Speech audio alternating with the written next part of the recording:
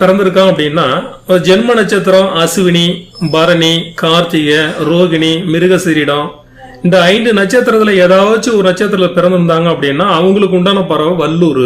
அடுத்தது வளர்பிறையில திருவாதிரை, புனர்பூசம், பூசம், ஆயில்யம், மகம், பூரம் ஆகிய 6 நட்சத்திரத்துல பிறந்திருந்தாங்க அப்படின்னா அவங்க நட்சத்திர பச்சி ஆந்த. அடுத்தது உத்திரம், ஹஸ்தம், சித்திரை, சுவாதி, விசாகம் போன்ற இந்த 5 நட்சத்திரத்துல ஒருத்தவங்க பிறந்திருந்தாங்க அப்படின்னா அவங்களுக்கு உண்டான பறவை காகம். நான் சொல்றது எல்லாமே வளர்ப்பிறையில சொல்லிட்டு இருக்கேன். அடுத்து அனுசம், கேட்டை, மூலம், பூராடம், உத்திராடம் போன்ற 5 நட்சத்திரத்துக்கு உண்டான பறவை பார்த்தீங்க அப்படின்னா கோழி.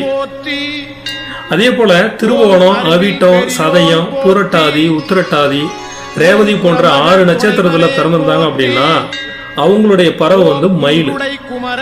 இது எல்லாமே நான் சொன்னது வளர்ப்பிறையில உள்ள நட்சத்திரத்துக்கான